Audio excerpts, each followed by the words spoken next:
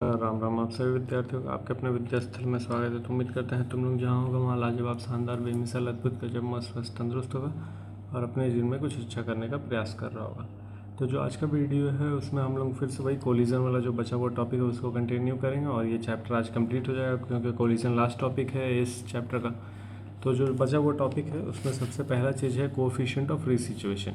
अब coefficient of रिसिचुएशन कैसे होता है? जैसे कोफिशिएंट ऑफ फ्रिक्शन होता है उसी तरीके से कोफिशिएंट ऑफ रिसिचुएशन होता है। तो ये चीज़ हम लोग पढ़ रहे हैं कोलिजन में।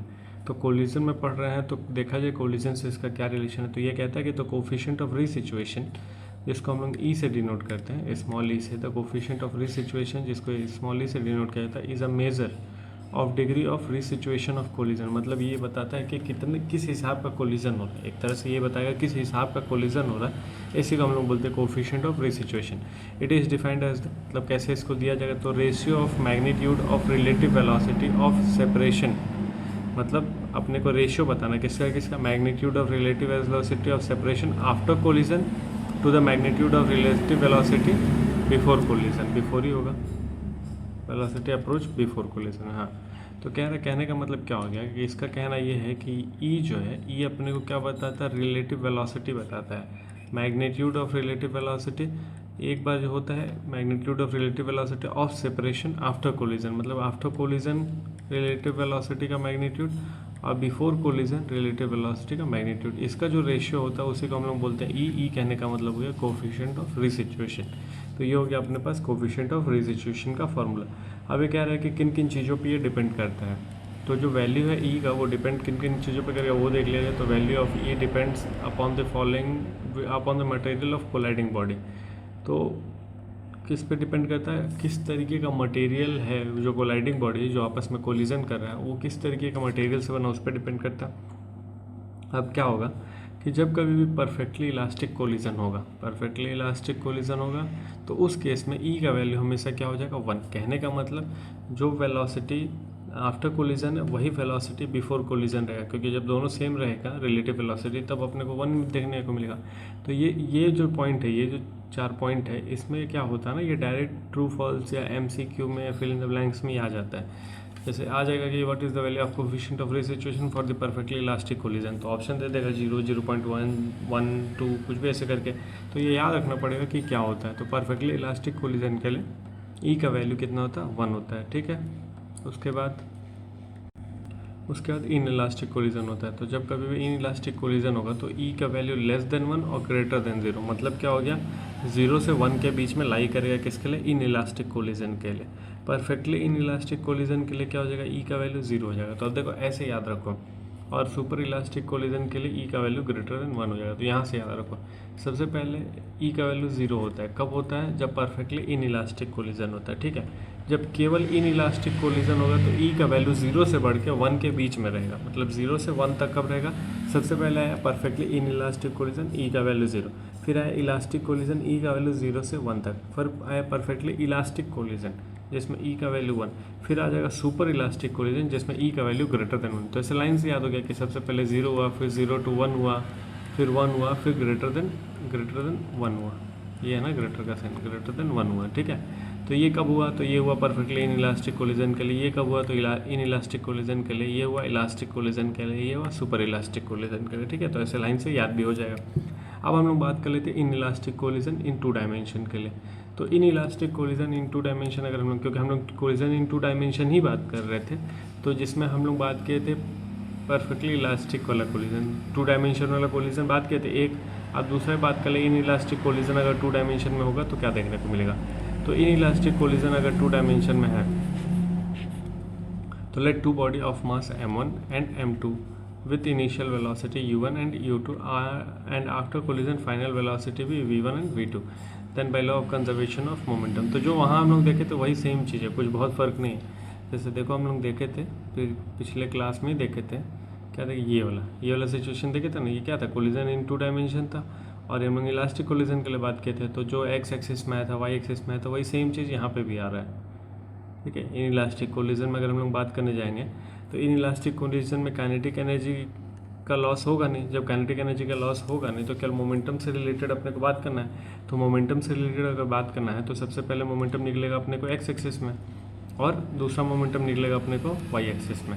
तो दोनों को अलग अलग देखा जाएगा। तो एक्स एक्सिस में क्या निकल रहा है, m1u1 मतलब इनिशियल मोमेंटम ये है, फाइनल मोमेंटम ये हो जाएगा। तो टकराव के बाद 2 डायमेंशन में अगर मोशन हो रहा है तो 2 वेलोसिटी होगा 2 डायमेंशन में, एक होगा एक्स एक्सिस के अलॉन्ग, एक होगा वाई एक्सिस के अलॉन्ग। तो जब कभी भी हम लोग रिजॉल्व करेंगे तो एक्स एक्सिस के अलॉन्ग आएगा अपने पास cos थीटा 1 cos थीटा 2, और वाई एक्सिस के अलॉन्ग आएगा अपने पास sin थीटा 1 sin थीटा 2, और दोनों अपोजिट डायरेक्शन में आएगा तो एक प्लस रहेगा और एक माइनस रहेगा।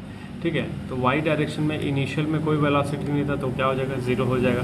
लेकिन जब फाइनली मूव करेगा वो, मतलब 2 डायमेंशन में मोशन कर दिया फाइनली, मतलब पहले बिफोर कोलिजन आफ्टर कोलिजन जब मोशन हो गया 2 डायमेंशन में, तो एक cos थीटा हो गया एक sin थीटा हो गया। तो sin थीटा वाला जो पार्टी है वो किसके अलॉन्ग हो जाएगा, वाई एक्सिस के अलॉन्ग, और ये अपोजिट डायरेक्शन में मूव करेगा तो इसलिए एक प्लस में रहेगा और एक माइनस में रहेगा। तो जो हम लोग कल डिस्कस किए तो वही था, बहुत कुछ नहीं था, बस इसमें काइनेटिक एनर्जी नहीं रहता है। ठीक है, क्योंकि बस इसमें मोमेंटम का लेना देना है। अब बात हम लोग कर लेंगे perfectly in elastic collision in 1 dimension. ये हम लोग ऑलरेडी बात कर चुके हैं, लेकिन उस वाले में हम लोग क्या देखे थे, उस वाले में इस चीज़ को हम लोग रेस्ट में लिए थे। अभी हम लोग क्या कर रहे हैं, दोनों बॉडी को हम लोग मूव करा रहे हैं। मतलब एक बॉडी ए है जिसका मास m1 है जो u1 वेलोसिटी चल रहा है, एक बॉडी m2 है मतलब बी बॉडी है जिसका मास m2 है जो u2 वेलोसिटी चल रहा है। ये वाला चीज़ हम लोग डिस्कस कर चुके हैं ऑलरेडी, लेकिन इसको रेस्ट में लेके कि मतलब ये आके मोशन कर रहा था, ये रेस्ट में था, दोनों को लाइट किया, फिर दोनों एक साथ मोशन करने लगे। इस वाले सिचुएशन में क्या है कि दोनों बॉडी के पास कुछ ना कुछ वेलोसिटी है, इनिशियल वेलोसिटी दोनों के पास कुछ ना कुछ है, दोनों सेम डायरेक्शन में जा रहा है, मतलब दोनों सेम डायरेक्शन में जा रहा है। और यहाँ पे u1 का जो वैल्यू होगा ग्रेटर देन u2 होगा, तभी तो टकराएगा आके। तो यहाँ पे जो u1 का वैल्यू होगा ग्रेटर देन u2 होगा, तभी u1 इससे आके टकराएगा और फिर दोनों एक साथ मूव करने लगेंगे। तो फाइनल जो वेलोसिटी होगा टकराने के बाद आफ्टर कोलिजन, वो v वेलोसिटी से दोनों बॉडी एक साथ मूव कर रहा है, एक साथ मतलब दोनों एक साथ आपस में चिपक के मूव कर रहा है। ठीक है, अब जैसे देखा होगा तुम लोग, जैसे सड़क वड़क पे एक्सीडेंट वगैरह होता है तो मान लो पीछे से आया ट्रक और किसी कार को वो धर दिया, मतलब ठोक दिया। तो जैसे मान लो ये कार धीरे धीरे चल रहा था, पीछे से आकर ट्रक ठोका, फिर दोनों एक साथ चलने लगा। तो ये जो कोलिजन है उसी के बारे में हम लोग बात करें कि दोनों के पास कुछ कुछ वेलोसिटी था, लेकिन इस केस में जो पीछे वाला बॉडी रहेगा उसका वेलोसिटी ज़्यादा रहेगा एज कम्पेयर टू आगे वाला, अगर सेम डायरेक्शन में। तो कोलिजन के बाद दोनों सेम डायरेक्शन में मूव करने लगा। तो यहाँ पे क्या आएगा, तो यहाँ पे मोमेंटम और काइनेटिक एनर्जी दोनों आएगा, क्योंकि ये क्या है, परफेक्टली इन इलास्टिक कोलिजन।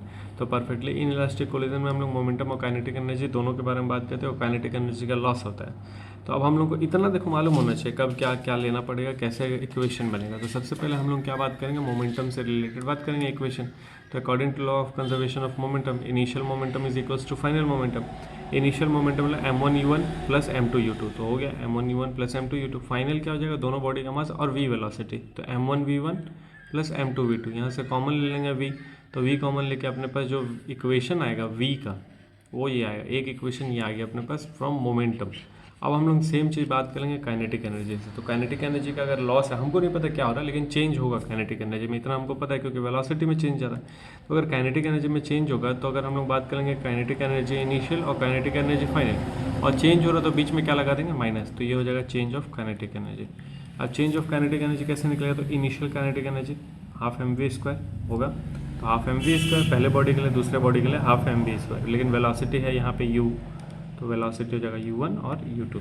फिर माइनस का साइन लगा दिए क्योंकि चेंज निकालना है। Final momentum, final kinetic energy क्या हो जाएगा, तो हाफ mv², तो हाफ हो गया, और दोनों मास इस बार एक साथ हो गया, तो इसलिए m1 प्लस m2, और v मतलब दोनों का वेलोसिटी v हो गया। अब यहाँ से थोड़ा सा रीअरेंज करेंगे, तो मतलब ब्रैकेट हटाएंगे, v का वैल्यू पुट करेंगे, थोड़ा सा सॉल्व करेंगे, जो हम लोग वहाँ किए थे, वहाँ तो हम लोग पूरा सॉल्व किए थे। तो सॉल्व करने के बाद जो अपने पास रिजल्ट निकल के आएगा वो डायरेक्ट ये हो जाएगा, ऑन सॉल्विंग वी गेट ये अपने पास काइनेटिक एनर्जी का चेंज निकल के आएगा। ठीक है, ये आया अपने पास काइनेटिक एनर्जी का चेंज निकल के, जिसका क्या आएगा, m1 अपॉन में m1 m2 अपॉन में 2 m1 प्लस m2, यहाँ पे u1 माइनस u2 का स्क्वायर। अब देखो यहाँ पे हम लोग कंडीशन लगा सकते हैं, जो हम लोग वहाँ पढ़े थे, जो हम लोग वहाँ क्या पढ़े थे कि अगर u2 रेस्ट में हो, u2 कहने का मतलब क्या था कि अगर दो बॉडी है अपने पास, जैसे ये एक बॉडी ये था, एक बॉडी ये था, ये u1 वेलोसिटी से था, ये रेस्ट में था, ये हम लोग ऑलरेडी वहाँ डिस्कस कर चुके थे। तो ये जो कंडीशन है, इस कंडीशन को हम लोग यहाँ अप्लाई कर सकते हैं। कैसे, u2 को हम लोग क्या कर दें, 0। अगर हम लोग u2 को 0 कर देंगे तो मतलब ये रेस्ट में आ जाएगा, और कोलिजन के बाद फिर दोनों साथ में मूव करने लगेगा v वेलोसिटी से। तो अगर हम लोग कंडीशन अप्लाई करने जाएंगे तो क्या क्या देखने को मिलेगा, देख लीजिए। अब कह रहे हैं कि when target body is at rest, कहने का मतलब u2 को क्या करते हैं, 0। अगर u2 को 0 कर देंगे तो यहाँ क्या केवल मिलेगा m1 m2, मतलब ये u1 स्क्वायर मिलेगा, तो ये अपने पास रिजल्ट निकल के आ जाएगा। ठीक है, जब सेकेंड बॉडी को रेस्ट में कर दें।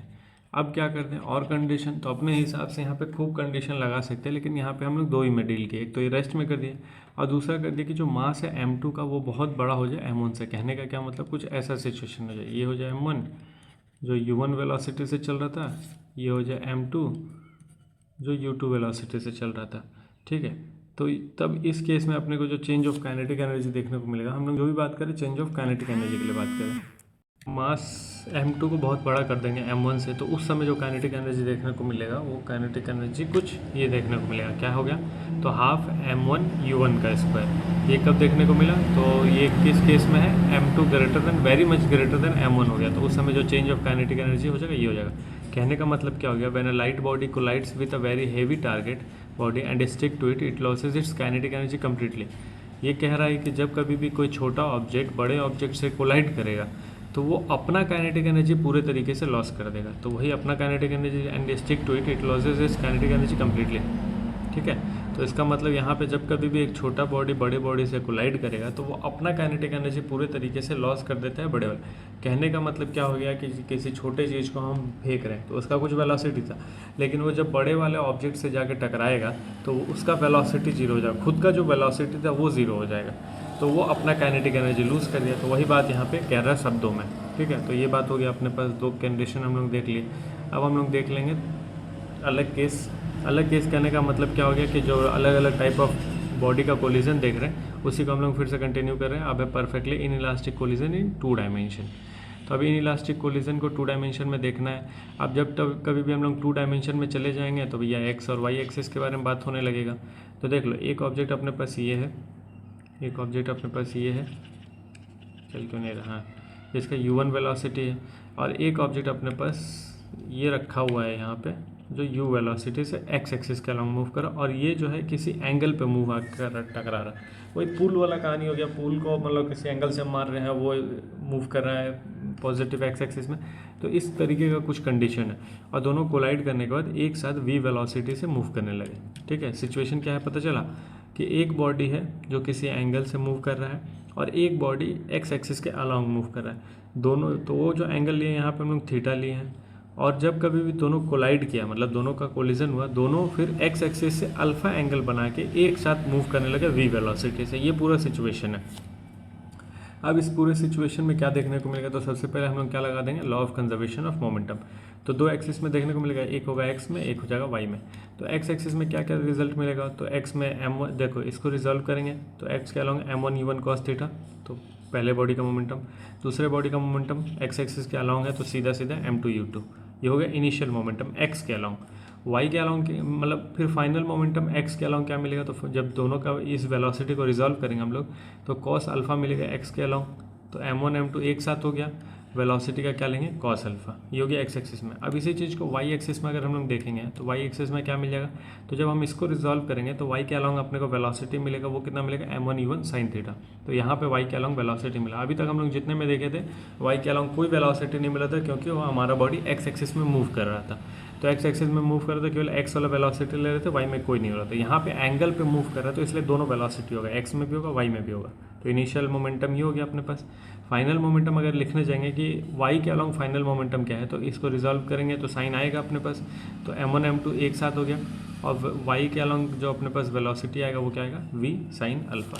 तो अपने को 2 केस मिल गया, x एक्सिस और y एक्सिस के लिए, और दोनों को हम लोग सॉल्व करके अपना जो भी चाहिए हम लोग निकाल सकते हैं। अब अपना लास्ट टॉपिक है इस चैप्टर का, जिसको हम लोग बोलते हैं बैलिस्टिक पेंडुलम। बैलिस्टिक पेंडुलम क्या होता है ना, इसमें हम लोग किसी चीज़ का अगर वेलोसिटी निकालना है, किसी छोटे चीज़ का बहुत तेज़ी से अगर वो मूव कर रहा है उसका वेलोसिटी निकालना है। जैसे सिंपल एग्जांपल हम बोल दें, बुलेट है, उसको हम फायर कर रहे हैं तो हमको बुलेट का स्पीड निकालना, बुलेट वो बुलेट नहीं, बुलेट ठुस ठुस वाला ढाई ढाई ठुस ठुस। तो बुलेट का अगर वेलोसिटी निकालना अपने को तो कैसे निकालेंगे, तो करते क्या है कि जैसे हम लोग एक वुडन लॉग ले लेते हैं, तो ये हो गया अपने पास एक ब्लॉक हो गया जिसका मास हम क्या ले लिए, कैपिटल M ले लिए। इसको लटका के रखा गया है किसी सीलिंग से, इसको लटका के सीधा सीधा रखा गया था। होता क्या है कि जब कभी भी हम लोग बुलेट फायर करते हैं तो जैसे ये बुलेट आता है किस वेलोसिटी से, v वेलोसिटी से आ रहा था, इसका मास क्या था, m था। अब जब ये इसमें एंटर करेगा, पहले तो वो रेस्ट में था, वो ब्लॉक पहले रेस्ट में था, कोई वेलोसिटी नहीं था उसका, लेकिन बुलेट मूव करता हुआ था, उसके पास वेलोसिटी v था, स्मॉल v वेलोसिटी था, स्मॉल मास m था बुलेट के पास। अब ब्लॉक स्टार्टिंग में रेस्ट में था, लेकिन जैसे ही बुलेट जो है ब्लॉक के अंदर एंटर करेगा तो अपना मोमेंटम वो ब्लॉक को भी देगा उसके मोमेंटम में चेंज आएगा, ब्लॉक के मोमेंटम में चेंज आएगा। तो ब्लॉक के मोमेंटम में चेंज आएगा तो वो थोड़ा सा मूव कर जाएगा। थोड़ा सा जब मूव कर जाएगा तो वो मूव, जैसे ये पहले था थोड़ा सा मूव किया तो कितना हाइट राइज करके एच, जैसे मान लो ऐसे था तो ऐसे करके इधर चला गया, ठीक है, ये था ऐसे करके थोड़ा सा, ये तो हाइट में थोड़ा सा इंक्रीज है ना, वही हाइट इंक्रीज कितना कर गया एच। अब ये जो बुलेट है उसके अंदर चला गया, तो उसके अंदर चला गया तो जो टोटल मास हो जाएगा ब्लॉक का तो कितना हो जाएगा, capital M plus small m. हम लोगों को निकालना बुलेट का स्पीड कि बुलेट कितने स्पीड से मूव किया। तो ये जब ये मूव किया होगा, ये ब्लॉक जब मूव किया होगा तो उसका वेलोसिटी हम बोल देते हैं कैपिटल वी, इसका वेलोसिटी हम बोल देते हैं कैपिटल वी। तो ये जो कैपिटल वी है इसी का वैल्यू अगर हम लोग निकालेंगे तो कुछ ना कुछ अपना काम हो सकता है। तो देखो पूरा कहानी लिखा है, क्या लिखा है, it is a device used to measure the speed of a fast moving object such as bullet, तो फायर्ड फ्रॉम अ गन। तो हम लोग क्या निकालना है, speed of fast moving object निकालना है, तो इसको हम लोग बैलिस्टिक पेंडुलम का इस्तेमाल करते हैं। अब करते क्या, तो सारा कहानी लिखा हुआ है। सबसे पहले क्या लिखा हुआ है कि जो v है अपने पास, p speed of bullet, capital V speed of block, bullet system, bullet system, मतलब ये वाला कहानी। By law of conservation of momentum क्या हो जाएगा, तो law of conservation of momentum मतलब initial momentum is equals to final momentum. तो इनिशियली क्या था अपने पास, तो इनिशियली अगर हम देखने जाएंगे मास ब्लॉक सिस्टम को, तो बुलेट का मास m था, वेलोसिटी v था। मास ब्लॉक सिस्टम, ब्लॉक का मास m था लेकिन वेलोसिटी 0 था स्टार्टिंग में। फाइनली क्या हुआ, दोनों एक साथ आ गया और मोमेंटम कितना आ गया, v आ गया, मतलब वेलोसिटी कितना आ गया सिस्टम का, v आ गया। अब यहाँ से क्या देखने को मिलेगा, तो m v capital M plus m is equals to v, ये आ गया इक्वेशन 1। और ये जो v है वो क्या है, मास ब्लॉक सिस्टम का वेलोसिटी है कि इतने वेलोसिटी से वो मास ब्लॉक सिस्टम मूव कर रहा है, ठीक है। हमको क्या निकालना, हमको बुलेट का स्पीड निकालना। क्या ये बुलेट का स्पीड है, नहीं, बुलेट का स्पीड तो ये है, मतलब हमको स्मॉल v का वैल्यू निकालना है। तो इन सबको उधर अरेंज कर देंगे तो स्मॉल v निकल आएगा, लेकिन उससे पहले ये भी तो मालूम होना चाहिए कि ये कितना है। तो अब इसके लिए हम लोग क्या कर लेंगे, काइनेटिक एनर्जी। वही जो हम लोग कोलिजन वाला कहानी पढ़े तो इसमें काइनेटिक एनर्जी अप्लाई करेंगे। तो kinetic energy of block bullet system, तो एक इक्वेशन तो ये मिल गया। अब हम लोग निकालेंगे ये kinetic energy of block bullet system. तो kinetic energy block bullet system का निकालने जाएंगे तो वो कितना निकल के आएगा, हाफ मास, तो ये मास हो गया, और v square capital V square. अब क्या कहानी कहेगा, तो कहानी अब ये होगा कि due to kinetic energy system is rise through height h, और अगर h हाइट तक राइज किया है तो उसके पास क्या आ जाएगा, एक पोटेंशियल एनर्जी भी आ जाएगा। तो पोटेंशियल एनर्जी कितना हो जाएगा, तो वो हो जाएगा mgh। m कितना, capital M plus small m, और gh। Since mechanical energy must remain conserve, तो मैकेनिकल एनर्जी कंजर्व रहना चाहिए। तो अगर मैकेनिकल एनर्जी कंजर्व रहना चाहिए तो जो काइनेटिक एनर्जी होगा वही किसके बराबर हो जाएगा, पोटेंशियल एनर्जी के, क्योंकि टोटल एनर्जी 0 के बराबर, तो काइनेटिक और पोटेंशियल दोनों इक्वल हो जाएगा। तो यहाँ काइनेटिक एनर्जी कितना अपने पास, तो kinetic energy half m v square, potential energy कितना आ जाएगा, तो m g, और h हाइट तक राइज किया, ये दोनों कैंसिल, अरेंज करेंगे तो क्या मिलेगा, v स्क्वायर 2gh। तो यहाँ से जो v आ जाएगा वो आ जाएगा रूट में 2gh। अब ये वैल्यू को हम लोग यूज़ करेंगे इक्वेशन 1 में, ठीक है, using capital V in equation 1, using capital V in equation 1। तो क्या देखने को मिलेगा, तो कुछ तो देखने को मिलेगा, जो देखने को मिलेगा लिख देते हैं। तो ये निकल के आ जाएगा m प्लस m अपॉन में m अंडर रूट 2gh। और ये जो है यही तो है वेलोसिटी ऑफ बुलेट, हमको यही तो निकालना था, बुलेट का वेलोसिटी क्या हो जाएगा। तो वैल्यू पुट के तो बुलेट का वेलोसिटी बैलिस्टिक पेंडुलम के अकॉर्डिंग क्या मिलेगा, तो अपने को m प्लस m अपॉन में स्मॉल m अंडर रूट में 2gh, कैपिटल M ब्लॉक का मास, स्मॉल m बुलेट का मास, gh मालूम है अपने को कितने हाइट तक राइज कर रहा है। तो ये वाले फॉर्मूले से हम लोग क्या निकाल सकते हैं, बुलेट का स्पीड निकाल सकते हैं। तो उम्मीद करते हैं जो भी आज का क्लास में हम लोग डिस्कस किए होंगे सब समझ आया होगा, सब तुम लोग तक पहुँचा होगा, और तुम लोग भी अपने एंड से कोशिश कर रहा होगा पढ़ाई लिखाई करने का, चीज़ों को समझने का, क्योंकि भाई टफ है 11-12। हम हंसी मजाक नहीं है, मतलब 10th की जैसा तो नहीं है 11-12, तो मेहनत करना पड़ेगा। करो हंसी मजाक करो जीवन में, वो भी जरूरी, लेकिन अपने जीवन के साथ मत कर लेना हंसी मजाक। तो पढ़ाई लिखाई करते रहो, जो भी है जीवन अच्छे से जीते रहो, मस्ती करते रहो, पढ़ाई लिखाई करते रहो। मिलते हैं फिर हम लोग नेक्स्ट वीडियो में, तब तक के लिए राम राम।